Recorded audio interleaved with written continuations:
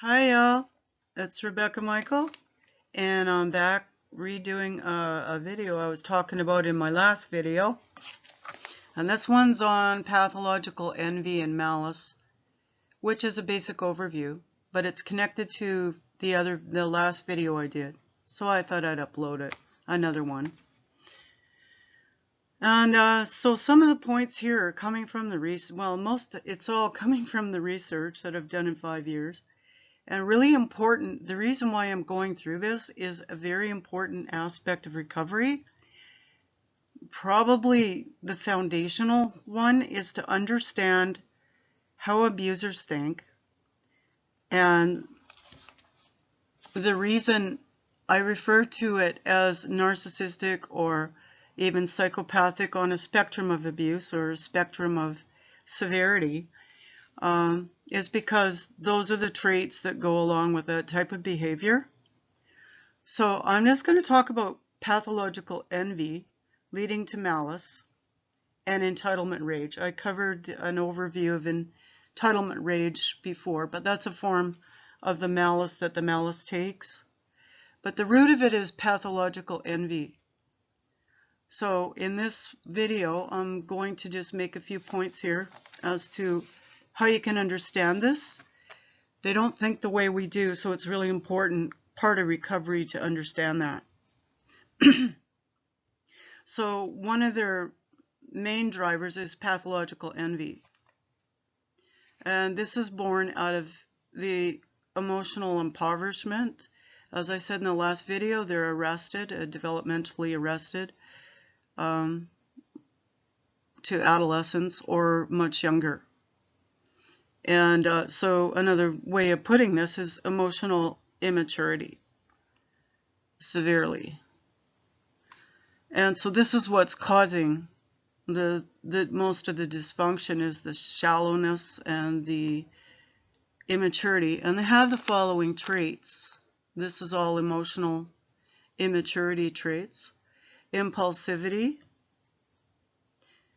lack of sustained effort, lack of responsibility as a result, lack of building as a result, short-term versus long-term goals, and they're very entertainment-driven, or pleasure-seeking is another way of putting that, to the point where they sabotage themselves and they have short-term goals. They end up failing because they end up sabotaging themselves through the impulsivity. They ruin their own relationships. They end up estranged, etc. over their lifetime.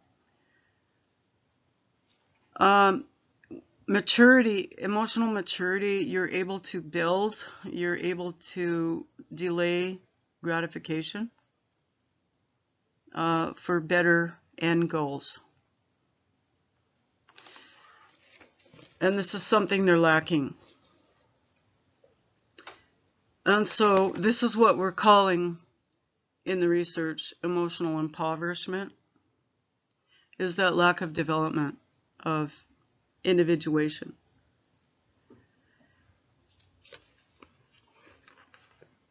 And this is coming from an entitlement mindset as well. So they take the path of least resistance, as I mentioned in the last video, and that's not the path to individuation. What I'm calling individuation, another way of putting that, is just growing up into adulthood and age-appropriate behavior. Okay, so maturity. The second point, the first point is emotional impoverishment or immaturity.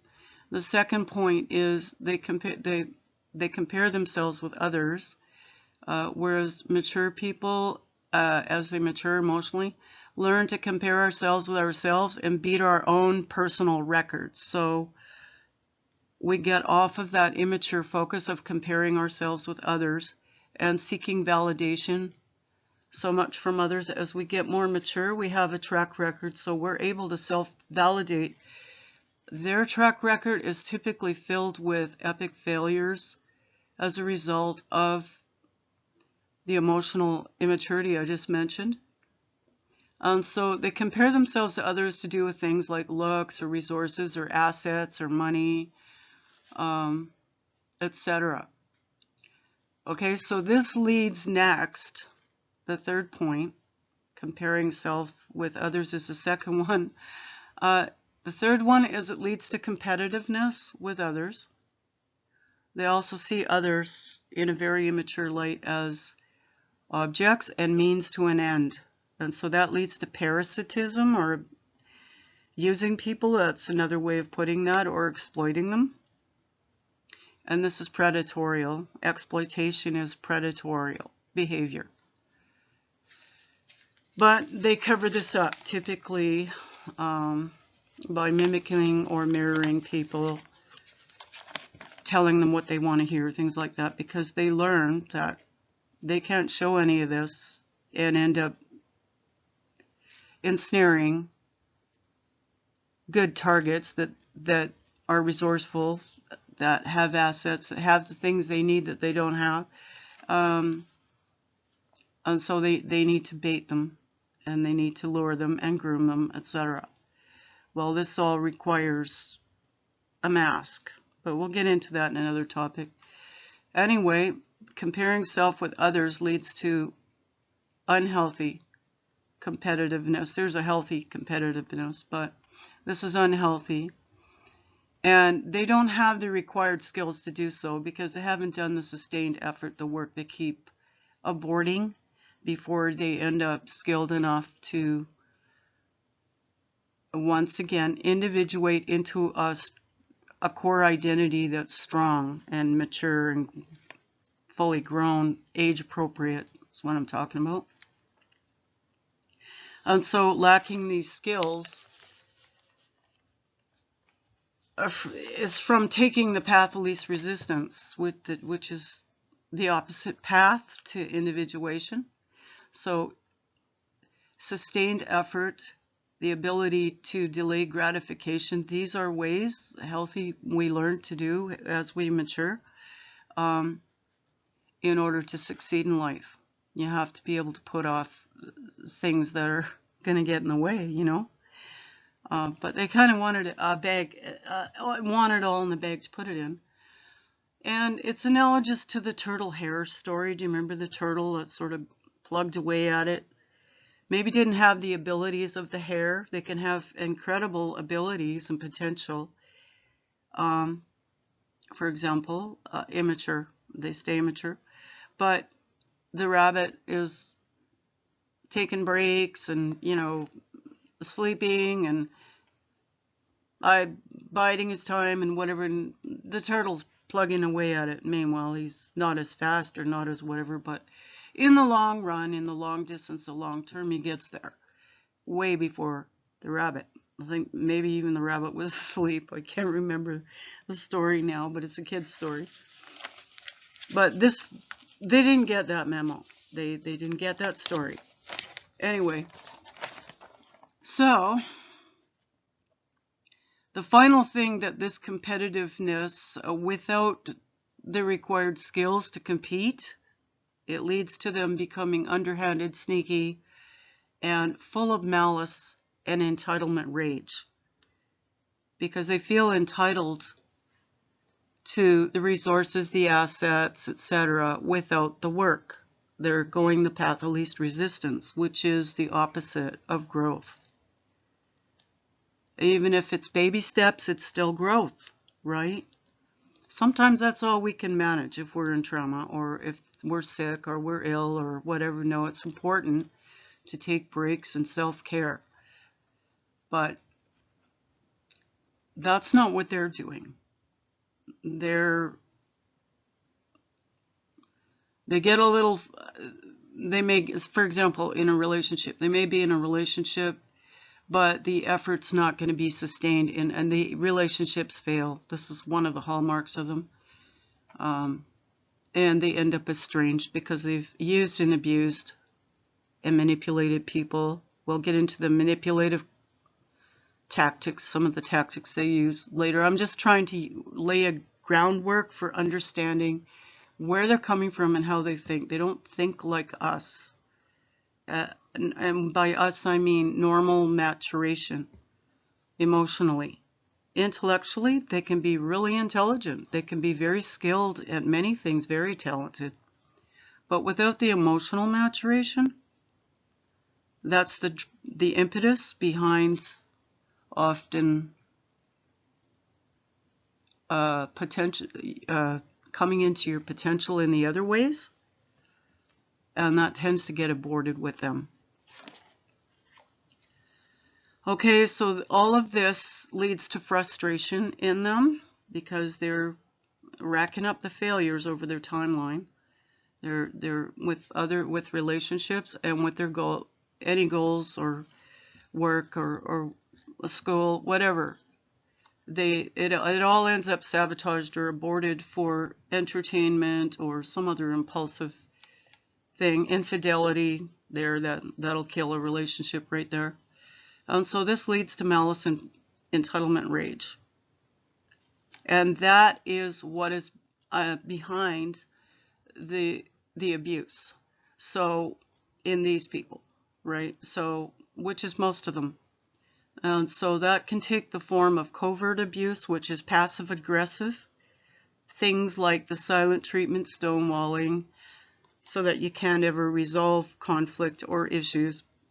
They keep doing the same thing over and over. They don't learn from experience. It's, once again, it's that emotional immaturity. Manipulation tactics they use, sabotage, betrayal, backstabbing. They'll be doing things behind your back. That's all passive-aggressive behavior.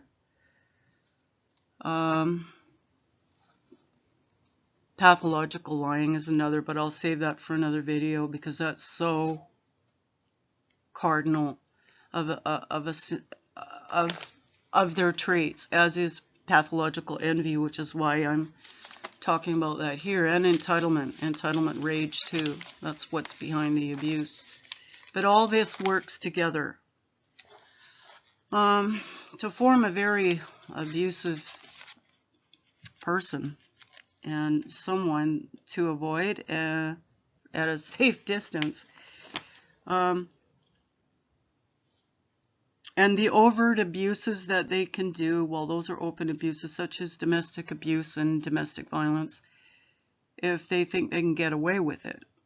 If not, they'll probably go the more passive-aggressive route. With a more assertive partner, they're going to be more passive-aggressive, probably. They'll try to get more and more emboldened with the open abuse, the mask off, in other words. And it can go all the way to domestic violence and on every level, you know, all the way to murder, some of them. But these are extremely toxic people. This is why I'm here talking about it. And they can be, the stress can lead to autoimmune or other kinds of diseases in their target partners or their family members. This is why low to no contact is extremely important, because you are going to be manipulated. If they have narcissistic traits like this on a moderate to higher level, you're going to be abused, manipulated, used, duped, etc. So this is so important to get out there, because it can also lead to suicide, and it can lead to, if people don't have this information, they'll think maybe it's them and they'll blame themselves instead of just cutting this toxic person off, or coming up with a safe escape plan, exit plan out of the relationship. It can also lead, like I said, to spousal or interpersonal violence and murder, verbal abuse, whatever. Now, there is such a thing as self-defense, reactive abuse, from a long time of having to go through this. That's called narcissistic fleas, but I'll get into that in another one. But a person that is reacting abusively, often they're at the end of their last nerve to do with passive-aggressive abuse that's been going on for a long time, or unresolved, or even flat-out domestic violence. And so it can be self-defense. But we'll get into that in another video. Anyway, that's it for now. Thanks for listening.